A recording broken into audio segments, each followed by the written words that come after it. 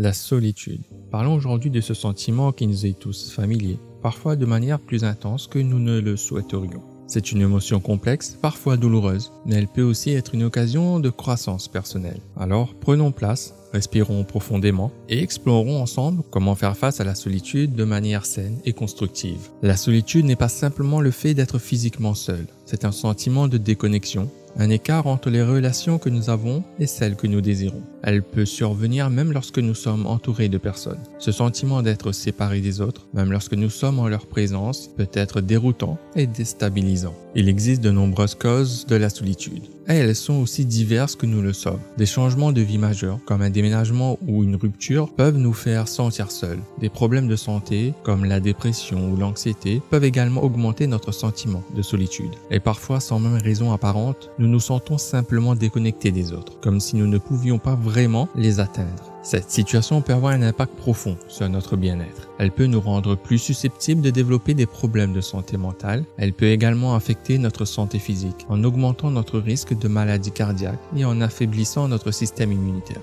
De plus, la solitude peut nous rendre plus sensibles à la douleur physique et émotionnelle. Alors comment pouvons-nous faire face à cette situation? Voyons quelques stratégies. Premièrement, reconnaître et accepter la solitude. C'est la première étape. Accepter que nous nous sentons seuls, sans jugement ni critique. C'est ok, c'est humain. Deuxième point, se connecter avec les autres. Même un simple appel téléphonique ou un message peut faire une grande différence. Et si vous ne vous sentez pas prêt à parler à quelqu'un, essayez simplement de sortir et d'être parmi les gens. Cela peut aider à atténuer le sentiment de solitude. Troisième point, s'impliquer dans une activité que vous aimez. Que ce soit la peinture, la lecture, le yoga ou la cuisine, le fait de faire quelque chose que vous aimez peut vous aider à vous sentir moins seul. Cela peut aussi vous donner un sentiment d'accomplissement et de fierté. Quatrième point, pratiquer la pleine conscience. La pleine conscience peut nous aider à nous sentir plus connectés au monde qui nous entoure.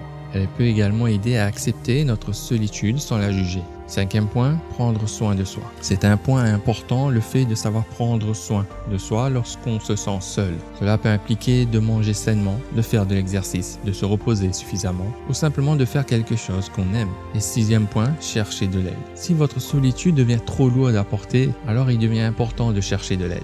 Un thérapeute ou un conseiller peut vous aider à naviguer dans vos sentiments de solitude et à trouver des stratégies pour y faire face. En somme, cette sensation est une émotion complexe et souvent difficile à gérer. Mais avec ces stratégies, vous pouvez apprendre à faire face à la solitude de manière saine et constructive. Vous n'êtes pas seul dans votre solitude. Sachez vous rappeler qu'il y a de l'aide et du soutien disponible. Si cette vidéo vous a été utile, n'oubliez pas de vous abonner à la chaîne et de partager cette vidéo avec ceux qui pourraient en bénéficier. Cette chaîne est là pour vous aider à naviguer dans ces moments difficiles. N'oubliez pas, vous n'êtes pas seul.